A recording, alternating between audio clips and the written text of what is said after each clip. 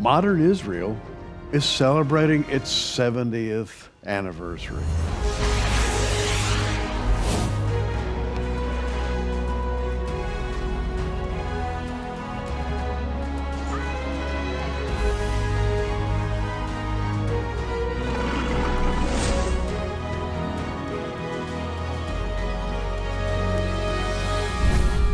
And here to talk about Israel's 70th anniversary is author, lecturer, traveler, tour guide, Doug Hershey. Welcome to Prophecy Watchers. Thank you. It's good to be here. We're going to be talking about one of my favorite subjects today, and I know it's one of yours, the fact that Israel is back in the land and big things are happening there.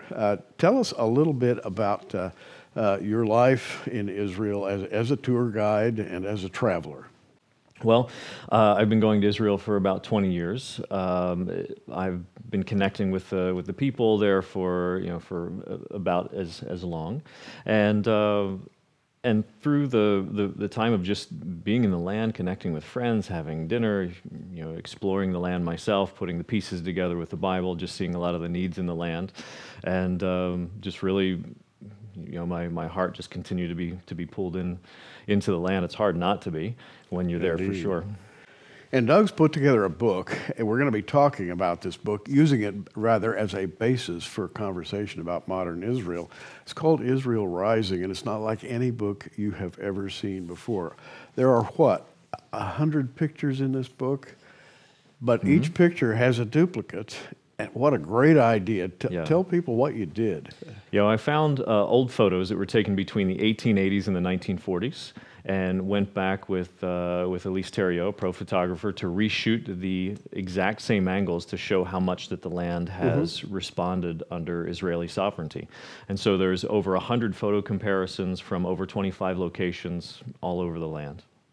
For the first time I opened this book, I had not planned on sitting down and looking at it, but that's what happened. I sat down and I started looking. You cannot turn away from the book, because if you love to look at historic pictures, which I do, by the way, who does not?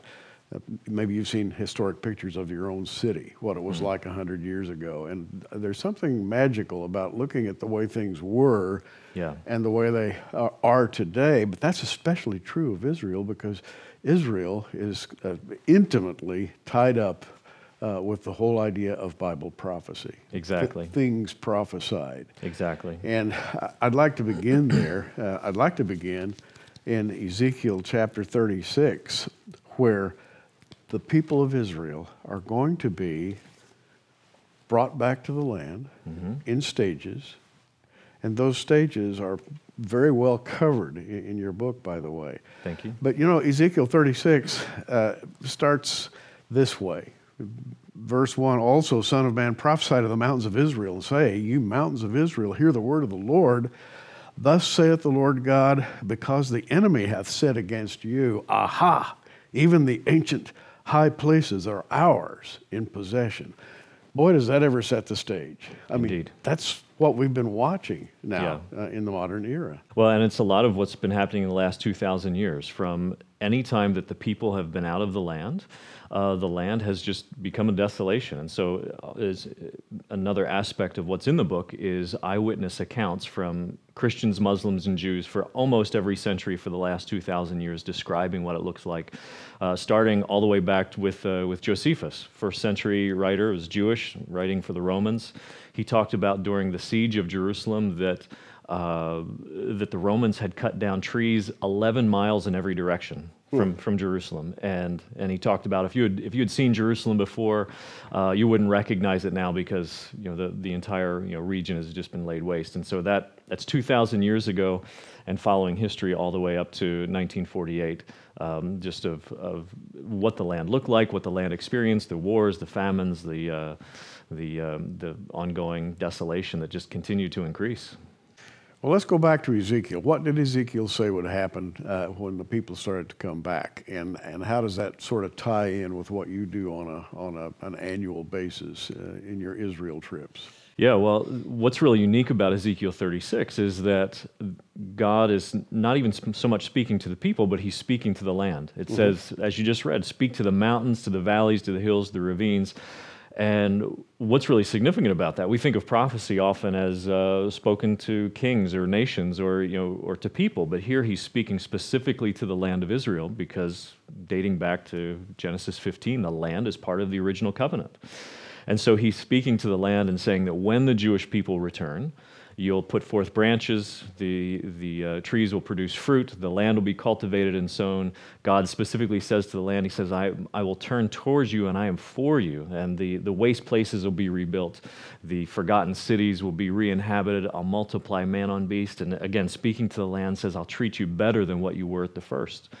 And so the catalyst of this whole process is the Jewish people returning back to the land, returning back to their inheritance, and becoming reestablished as the land becomes their possession again. And so here we are in the 70th year, and all of the people, the enemies of Israel, who are saying this land is ours, are now in their umpteenth uprising, right? Setting tires on fire and Indeed. Doing all kinds of mischief, and feeling in their heart that this place belongs to them. Jordan still has authority over the Temple Mount. The Arab Waqf, or the Arab Trust, still believes that it will own the Temple Mount in perpetuity. And there's always a little rumbling going on between all the factions over there.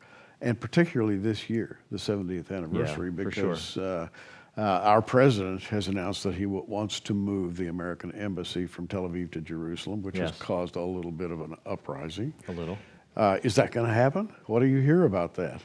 Absolutely, it's going to happen. I think it's really a brilliant move. I mean, it was just a few months ago that Mike Pence was speaking in front of the Knesset and was saying that by the end of 2019, the U.S. Embassy was going to be there, and then it just sort of, oh, by the way, it'll be by May 14th, 1948 for Israel's 70th. And so, it's something that I think is just simply not only just stating the obvious, but stating what anybody who has a Bible can very easily read for themselves, is that Jerusalem has always been the Jewish capital. It's never been a capital for any other people group or any other nation or anything. It's always been primarily Jewish, dating back to the time of King David. I love, and I told you this before we came on today, and this is the absolute truth. One of my favorite places in the Bible is Psalm 87. And it says, his foundation is in the holy mountains. The Lord loveth the gates of Zion more than all the dwellings of Jacob. And then it goes on to talk about the sort of the contest over the gates of Zion, which is the Temple Mount.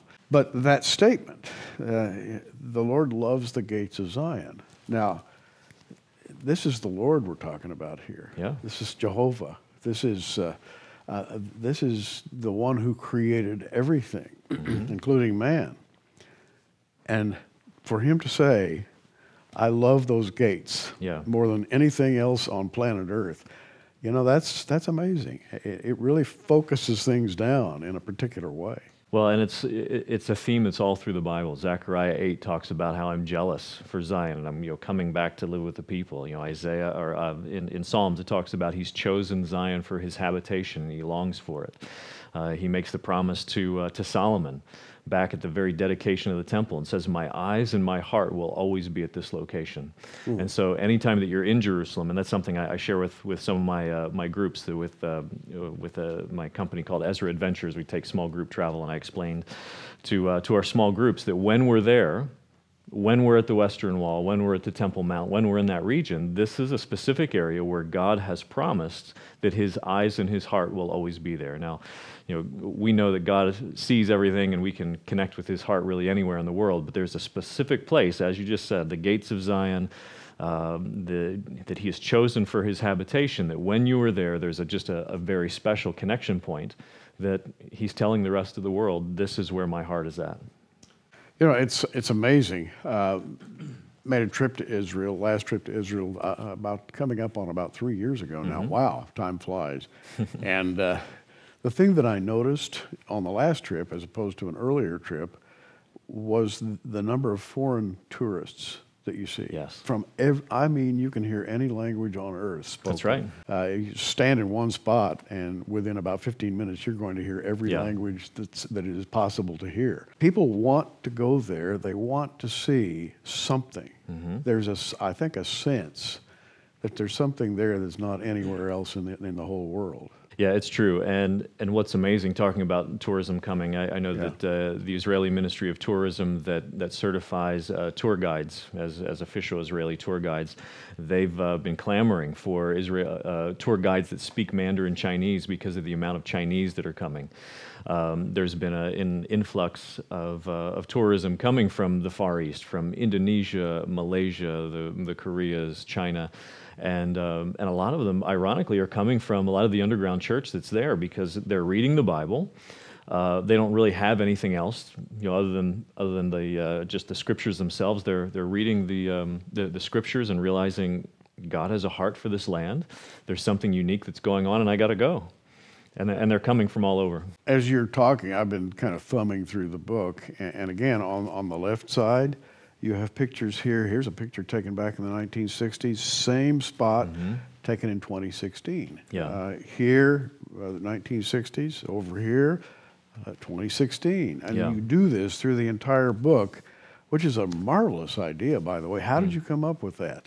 I've seen a lot of the land change myself, in the last 20 years, from the first time I was there even till now. I mean, there's parts of Israel that, and I'm in Israel on an ongoing, regular basis throughout the year, and when there's a 6-month span where I haven't been in the land, there's certain parts of the desert that I'm expecting to be, brown and desolate, and now suddenly there's a date orchard, or there's a new vineyard that's been planted. I mean, there's places down in the Negev desert, you're driving through brown for, a half hour, you turn the corner, and now suddenly there's 50 acres of a bright green vineyard that's just been replanted, for the first time in thousands of years. I mean, the entire land is beginning to revive. It's very interesting. Let's talk about that, the blossoming of the land of Israel. The absolute world leaders, and you probably know a lot more about this than I do, but the world leaders in hydroponic gardening, for example, irrigation. Yes. The Israelis lead the world. Hands down. Yeah. I mean, that's one of the miracles that's happening. I mean, 15, 20 years ago, people were expecting that the next major war in the Middle East would be over water. And right now, Israel is taking through 4 desalination plants. They've got 3 on the Mediterranean, 1 down by the Red Sea, where they can take seawater and in a 30 to 45-minute process, they turn it into fresh drinking water. And right now, they are sustaining over 40% of Israel's water demands just through those desalination of turning seawater into fresh drinking water. What do they power it with? Some of it's solar, some of it's coal. I mean, it depends on where they're at. But they're expecting that by 2050 that'll be up to 70% of the water demands, and so. They're also making plans for a water pipeline to be pumping fresh water from these desalination plants back to the Sea of Galilee. The Sea of Galilee is at some of its lowest water levels that it's ever been, which has been affecting the water going into the Jordan, which has been affecting water going into the Dead Sea. And so that in itself is just that water technology, not even talking about the desert farming and the drip irrigation and hydroponics, as you were saying. But far and away, I mean, Israel is a world leader. Well, I'm looking again at Ezekiel 36. And 36:19 says, "And I scattered them among the heathen," that is, among the nations, "and they were dispersed through the countries according to their way and according to their doings. I judged them." So here in verse 19, it talks about the scattering of Israel. Everybody knows about that. Yeah. I mean, anyone who has done any reading in history at all knows about the diaspora. Sure. And then the horrors of the Holocaust, World War II and so forth, and the regathering of the Jews. I think everybody knows that story. And you read it right here in Ezekiel 36. But what I wanted to read was down to verse 24 of Ezekiel 36. It says, "For I will take you from among the nations, I'll gather you out of all countries, and I'll bring you into your own land. Then will I sprinkle clean water upon you, and you shall be clean." Yeah. And we were talking about water. Clean water. I mean, the idea of having a land that is well watered. Yeah. And that seems to be one of the preoccupations of Israel. Yeah, and again, talking about water technology, all of the, almost 90% of Israel's gray water or wastewater that the population produces is then pumped into water reclamation plants, which then purify some of that water, and then that water goes into agricultural purposes. Mm-hmm. And so further on in Ezekiel, it mentions a couple different times about God continuing to cause the grain and the fruit to blossom, and that He'll remove the reproach of famine quite quickly. Israel is becoming not only a world leader in water technologies, but if it never rains again in Israel, they're pulling water from the sea. They're watering the crops. The crops are still expanding. Israel is the only nation on earth right now where the deserts are shrinking and not expanding, and a lot of that's due to the water technologies that's been produced, for the first time ever, and really in the last 30 to 40 years. I mean, just in our lifetime, these amazing technologies are completely changing the entire land, and it's all right there in Ezekiel 36. And I want to continue on this idea of being sprinkled with clean water, because Mm-hmm. that has two meanings. There is the physical abundance of water. That's right. But the idea of being sprinkled with water, it means to be spiritually cleansed as well. Yes. The mikvahot, for example, and Yes. and the cleansings. Mm-hmm. And then I will sprinkle clean water upon you, and you shall be clean from all your filthiness, from your idols, and I will cleanse you. A new heart will I give you, and a new spirit will I put within you, and I'll take away the stony heart out of your flesh, and I will give you a heart of flesh. Now, that's going to happen. Is it happening now? Is it visible now? What's your view of this? It is happening. I have friends that have been living in Israel in the past 40 years, and they talked about it 40 years ago, that the handful of believers in Israel everybody knew each other because it was just such a small community. And Mm-hmm. now, in the last 30 years, there's little communities that are popping up all over. There's more people coming to faith in the last 30 years, within Israel, within the Jewish community, than has been for hundreds and hundreds of years, collectively in the past. And so the remnant is being preserved, the remnant is growing, and it's certainly a sign of good things to come. I turned to the New Testament here, and you and I talked about this before we came on today. This is fascinating because John chapter 3 talks about Jesus and his midnight meeting with Nicodemus, a very high official, a priest of Israel, a man of great knowledge. And the Lord says to him, "Verily, verily, I say unto you, except a man be born of water and the Spirit, he can't enter into the kingdom of God."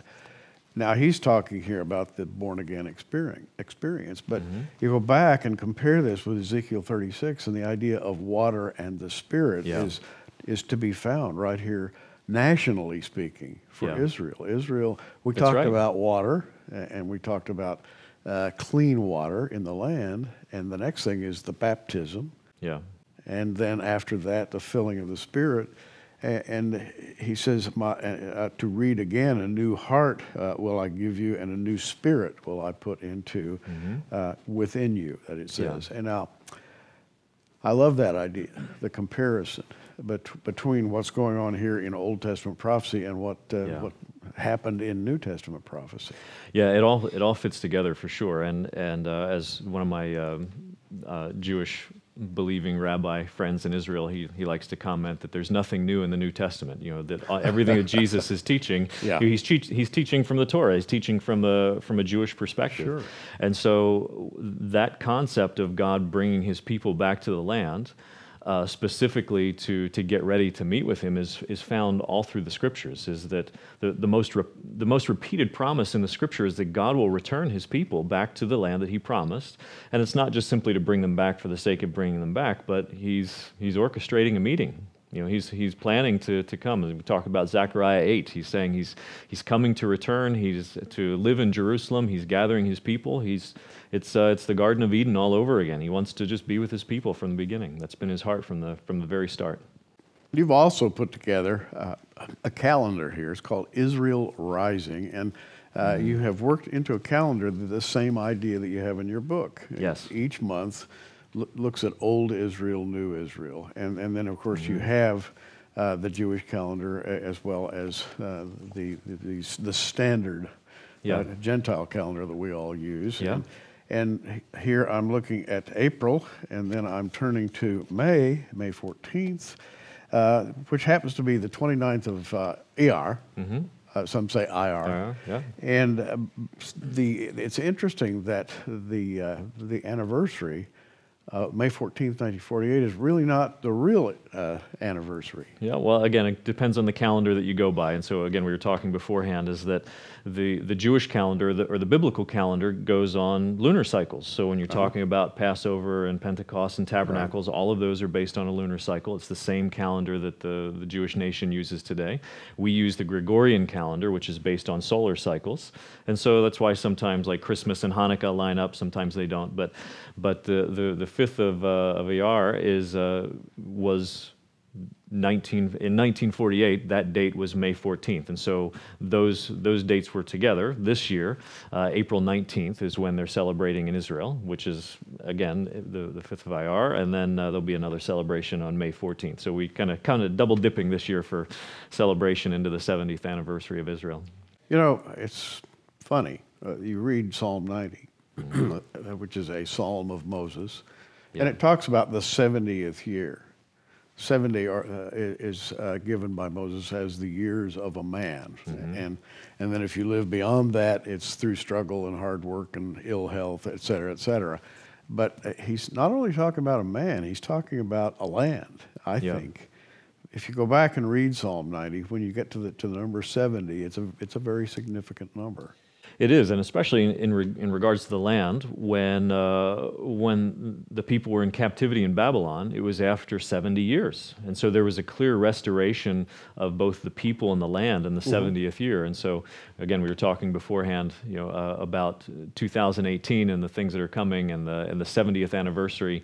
And that's what this calendar is based on as well. It's not a traditional calendar just going from January to January, but the calendar begins in April and then goes until May of 2019, because that is the full biblical year of Israel's 70th anniversary. And so during Israel's 70th anniversary, I believe, prophetically, I think there's some really profound things that we can expect. I think we can look for, just simply because when God brought his people back to the land from Babylon, that after 70 years, that 70th year was a really profound time of people taking root, of establishing the communities. It's a time when Ezra is gathering everybody, making everyone stand in the rain while he's reading the Torah, and your hearts are getting reconnected. I mean, there was a lot of really profound things that happened in the 70th year. Yeah, and a lot of opposition, by the way, when they came. Right. There were people there who said, "No, you're not going to build your place."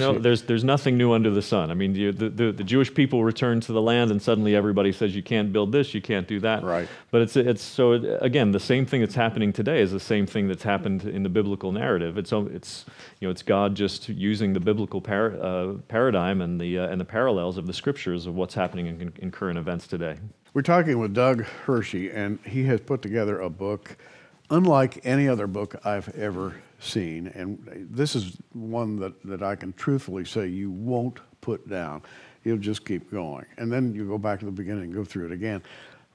This book witnesses in a way that its words fail. Picture's worth 1,000 words. This has got to be worth 50,000 words, because the pictures in here, Israel Rising, it's 100 pairs of pictures, right? Yes, old and new. Comparison. What are some of the oldest photos in this book? Most of them of the photo comparisons are somewhere between the 1880s and the 1940s.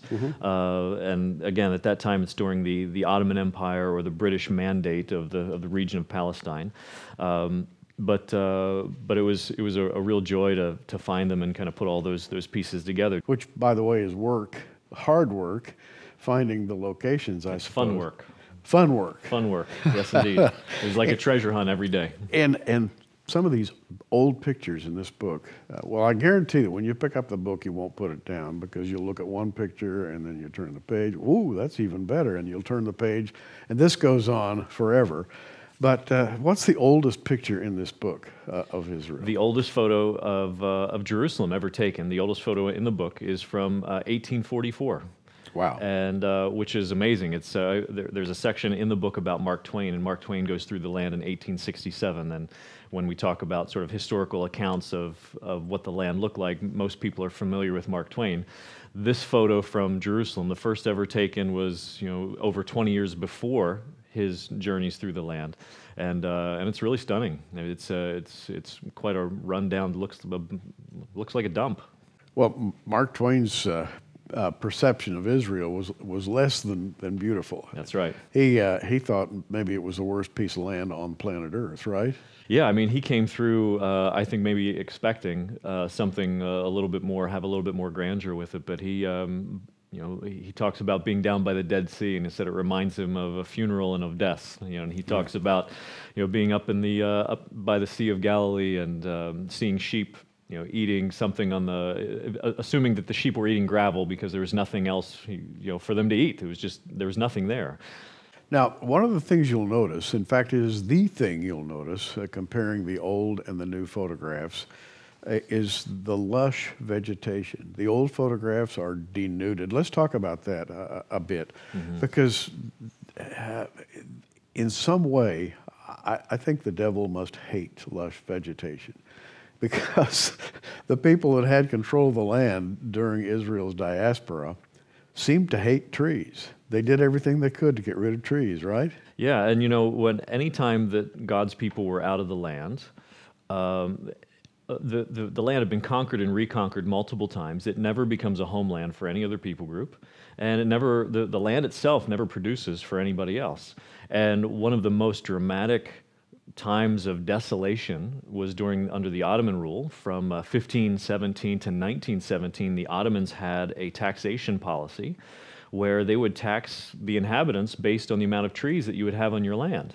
And so if you don't want to pay taxes, you cut down your trees. Sure. Which completely decimates entire forests. The topsoil disappears, erosion takes over, animal populations move out. Most historians agree that the land suffers its greatest desolation and wasteland under the Ottoman rule. And it's really, the entire place suffers. And so at the very end of the Ottoman Empire, when the British then take the land back in 1917. Yeah, and when you said that a minute ago, my little sparks started flying in my head. I think, 1917, 300 years. And when the British essentially gave leave to Israel to repopulate the land, and even 300 years had elapsed. What are the odds? Yeah, well, again, some of the photos of the books are coming from the 1880s to the 1940s, and so you can visually see the evidence of what the Ottoman Empire did to the region. And by the time that the British are coming in, I mean, there's massive swamps. There's just, Mark Twain writes in 1867 about going in 10 miles in any direction and not seeing another human being or another habitation. And then malaria was a big problem. Malaria, swamps, nothing would grow. There's a beautiful photo of an area called the Cursed Land that's in the book, and it used to be what the Ottomans referred to as the Cursed Land because there was nothing that was growing. It was swamps. The Jewish pioneers in the late 1800s end up purchasing the land. The Turks obviously think they're getting a great deal because they're selling swampland where nothing grows and nobody lives. And the Jewish pioneers literally hand dig irrigation ditches. They drain the swamps with soup cans. And now it's the town of Hadera. It's about 15 minutes from Caesarea. Anybody who goes to Israel has been to Caesarea. Yeah. And it's now some of the most beautiful farmland of orchards and vineyards and Jewish communities. Well, you see banana trees, you see tropical fruit. Yeah, mangoes, avocados, I mean, just anything. I mean, it's just the land is physically responding to Jewish sovereignty, and that's exactly what Ezekiel 36 said would happen. Meanwhile, the Ottoman Empire is still trying to be the Ottoman Empire. Recep Tayyip Erdogan, the fiend in charge of Turkey right now, would like to take everything back 300 years if he could. Yeah, for sure. He wants to reinstate the old Ottoman Empire. And if he got his way, those trees would get chopped down again, I suppose. Well, much of what is happening with the Israeli economy is coming out of agriculture. When the Bible talks about the desert blooming, that's exactly what's happening. From Israeli farming technologies and advancements in drip irrigation, there are Isaiah 27 talks about that in that day that Israel or Jacob will take root and fill the earth with fruit. It's literally happening. It's tangibly happening. Much of that is happening in what used to be swamplands, like we were talking about, or down in the Negev desert. And fruits, vegetables, flowers are being exported all over.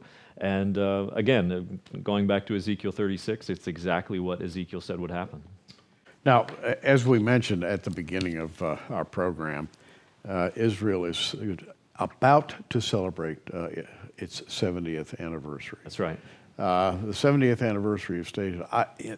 As I watch Israel, I see there's not a haphazard development so much as I see the plan of God just opening in little bits. And as it is opened, suddenly we who are reading the Bible and watching Bible prophecy begin to say, wait a minute, that's happening just exactly like the Bible said it would happen. That's right. And the numbers are all there. 1917... Well, 1897, the first Zionist Congress. 50 years later, statehood. Right. Yeah, as things seem to happen on a clock-like basis in Israel. The anniversaries just come at regular intervals, and now we're seeing the 70th anniversary. A lot of people are saying big things could be happening in Israel this year. Yeah, as you know, God is all about times and seasons. In His biblical calendar, there's specific things that happen. The numbers are specific. Numbers are significant to Him. So it was 70 years of Babylonian captivity when God brings the people back to the land, and there was a profound establishment, not only of the people back to the land, but also there was a spiritual connection, as we read in the book of Ezra, about calling the people back to God and His ways. And so in the 70th year, I think that we'll probably begin to see more of that. I'm reading in Ezekiel 36:38, and by the way, you need to sit down. I think when you get this book, you sit down with Doug's book, have your Bible open to the 36th chapter of Ezekiel. It's just laid out. It is. And the pictures and the biblical verses just go together. And it starts out talking about the enemies of Israel. It says, even the high places are ours. We own them. And as you go down through Ezekiel 36, point by point, step by step, the people come back, the land is restored, and then the people themselves are spiritually restored. And here at the very last verse of Ezekiel 36, it says, as the holy flock of Jerusalem in her solemn feasts, so shall the waste cities be filled with flocks of men, and they shall know that I am the Lord. So the end of this, Israel is coming back to God. Absolutely. And the most repeated promise through the Old Testament is that God will return His people back to the land. It's over 140 times it's mentioned. And so, in terms of God talking to people, if you have a friend or a spouse or a relative that you continue to repeat something to, it's because it's something that's special to you and it's significant and you want them to know. Here in the Old Testament, we have God saying over 140 times, I'm going to return you to the land that I promised you. And so the fact that that's happening right now, just in Bible prophecy alone, is profound. I mean, there's things that are happening right now in Israel that the prophets spoke about that have been lying dormant for 2,600 years, and it's happening. And the fact that the people are coming back is a profound demonstration of God's faithfulness. He's doing it exactly as He said He was going to do.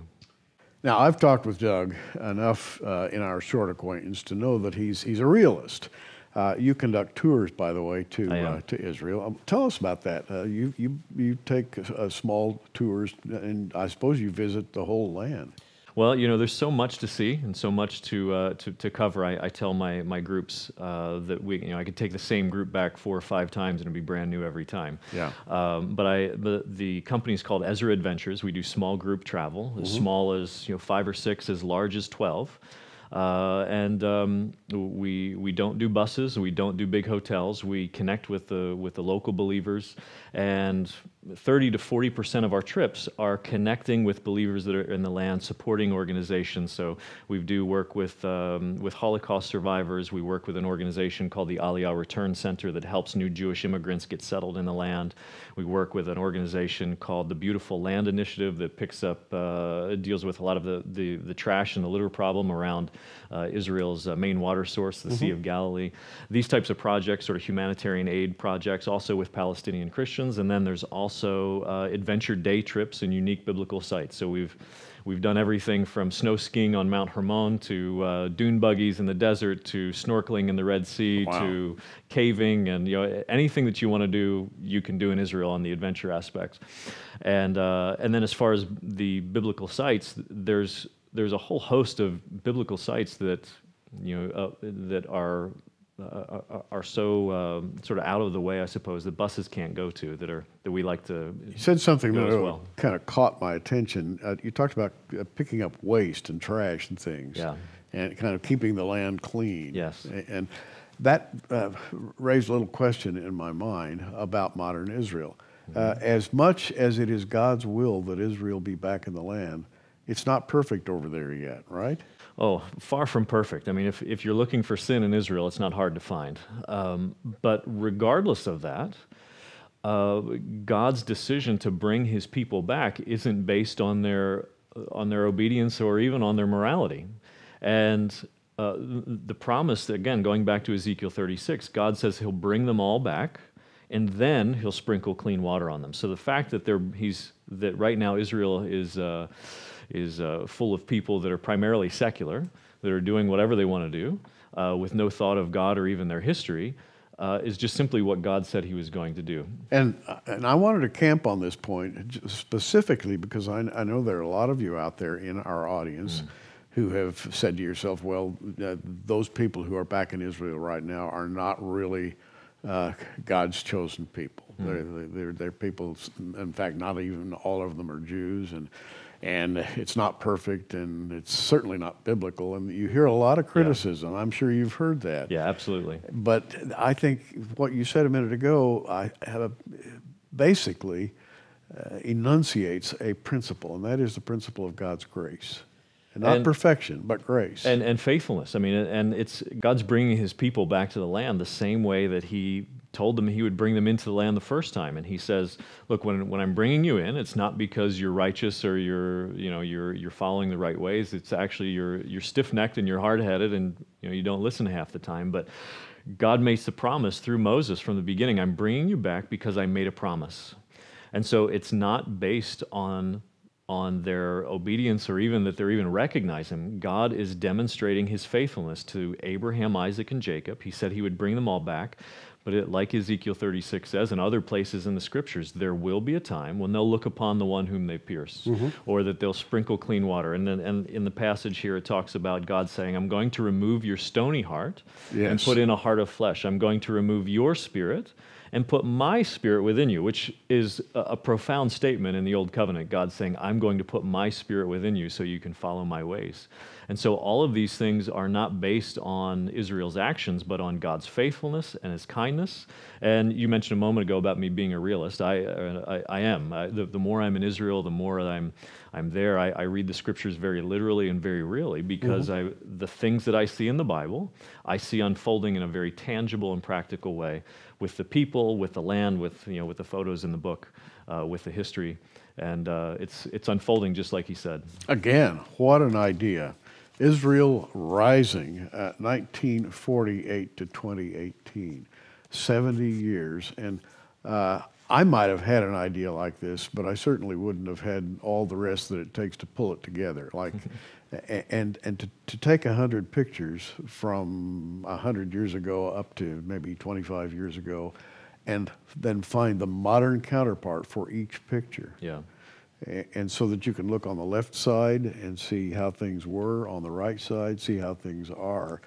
And I don't know how to say it, but if you haven't seen the book, you just haven't seen history. The history, it's right before your very eyes. Yeah, so in the book, there's over 100 photo comparisons from over 25 locations throughout the land. And so I like to explain it not so much as a then and now photo book, but there's been lots of photo books that have been done about a lot of different places, but the fact is this is the only photo book or the only nation who's had its history foretold 2,600 years ago. And so Ezekiel 36, the entire chapter is in the book. We have 2,000 years of eyewitness accounts from Christians, Muslims, and Jews describing what the land looked like up to 1948, and then the dramatic changes that happened after 1948 that completely just fit hand in glove with what Ezekiel said would happen. And so it's not just a photo book, but it's visual documentation. It's visual evidence that the scriptures are coming to pass right now. So if you had to tell somebody about Israel, what's the most dramatic thing that comes to your mind about the miracle of modern Israel? Well, I guess going back to what we were just talking about is that the establishment of the state of Israel was not even so much of a spiritual renaissance of sorts. It was really intended for economic purposes, for a place for Jewish people to come back to the land and be safe. But regardless of that, regardless that there was really no spiritual connection, we're finding that, like Ezekiel 36, the land is being cultivated and sown, the waste places are being rebuilt, the people are being regathered. They're fulfilling the pages of the Bible, whether they recognize it or not, but it's not based on them. It's based on the fact that God said, I will do it. And anytime God makes a promise, he puts his own character on the line. Is he faithful or is he not? And so to me, there's lots of advancements to talk about. There's incredible water technology, there's the biotechnology, anything tech-related coming out of Tel Aviv, the agriculture that's literally making the desert bloom like Isaiah talks about.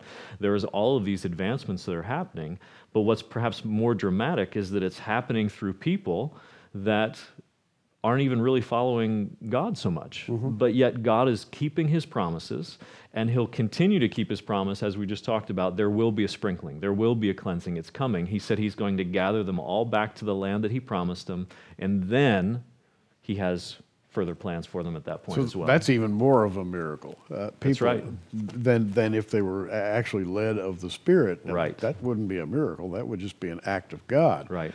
But to have things happen, 1, 2, 3, 4, 5, and up to 100, and just all in a row, just like the Bible said. Yeah. That's amazing. Yeah, and again, I keep saying the same thing over and over, I suppose, but it's unfolding exactly as he said. There's no other people group that's been on a piece of land that have been then thrown off for 70 years to return to the same piece of land for a few hundred, and then to be thrown off for several thousand years to come back to the exact same piece of real estate, to come back as an identifiable, recognizable people, even speaking the same language. And it just so happens that it's the only people group that the God of the Bible says he's made an everlasting covenant with. So just that in itself is an anomaly in human history. And he's doing it exactly as he said that he would. And it's happening in our day. I mean, we're seeing things now that I think that believers even 70, 80 years ago would have never dreamed about. Looking at Ezekiel 36 and then Ezekiel 37, the vision of the dry bones, and I think everybody knows about those dry bones that assemble themselves together and they stand up and flesh appears on them. And as you read toward the last of Ezekiel 37, he says, I'll put my spirit in them, and he says, my tabernacle will be with them. So things are happening in sequential order as Ezekiel gives them. If we've seen this much, then we know what's coming. That's right. All through Bible prophecy in the Old Testament, and you mentioned rightly, is that Israel is the signpost for the earth, is that God says, I'm going to bring them back to the land. There's going to be a reestablishment of the nation. The physical land will begin to respond. More people will continue to come. And in the midst of that, anytime that God is bringing his people back to the land, there is a clear connection of him wanting to meet with the people on the land that he chose.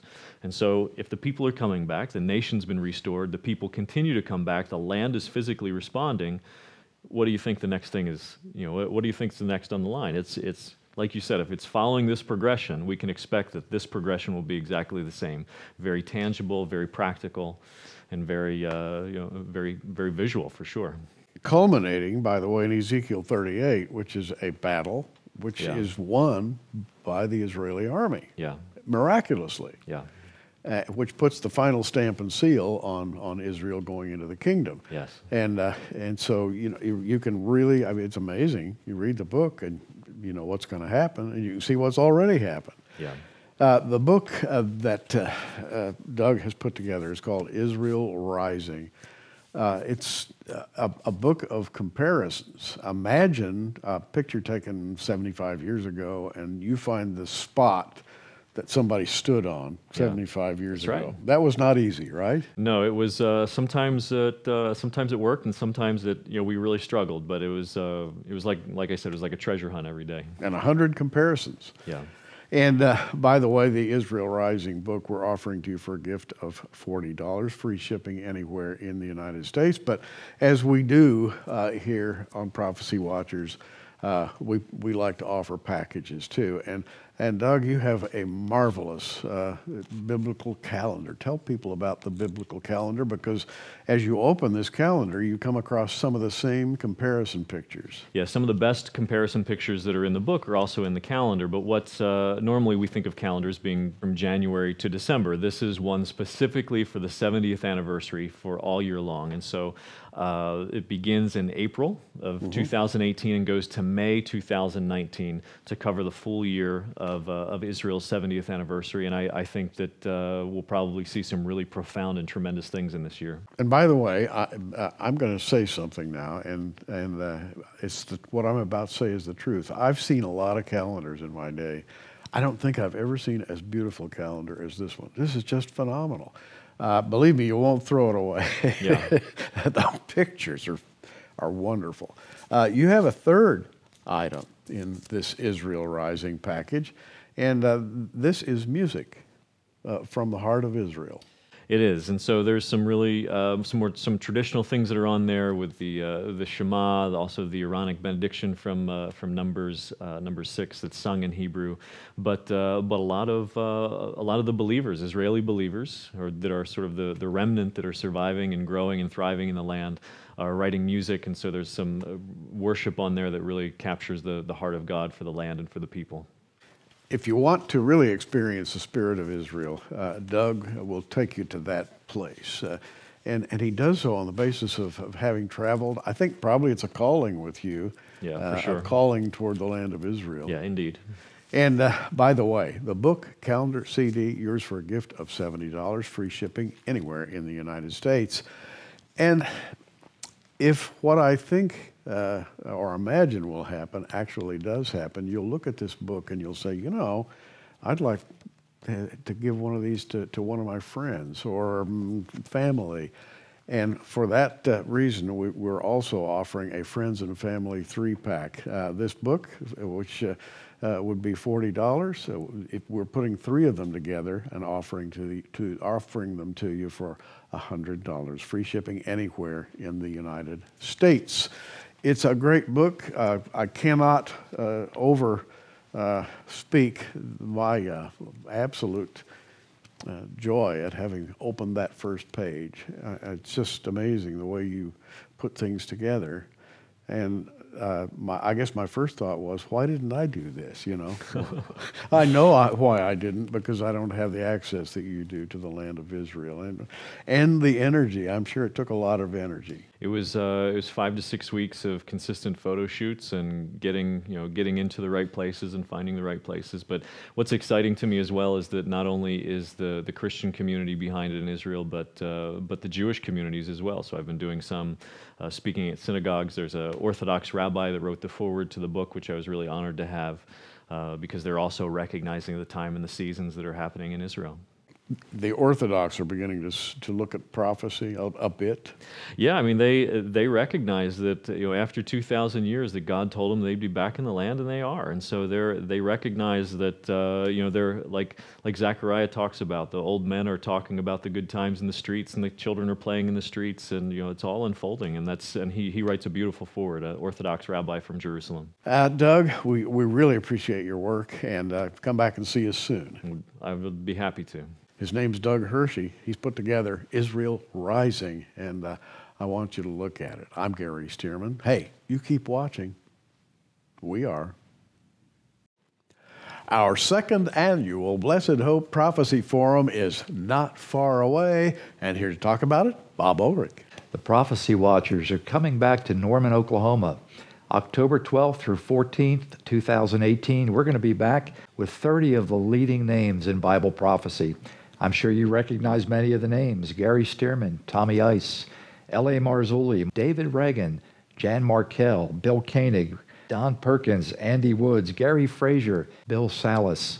It's literally one of the biggest one-of-a-kind prophecy conferences in the world today. It is, Bob. In a year, the year 2018, which just happens to be prophetically important. 30 speakers delivering over 60 messages. You can register for this great event at prophecywatchers.com, or you can call our ministry toll-free at 888-722-0008.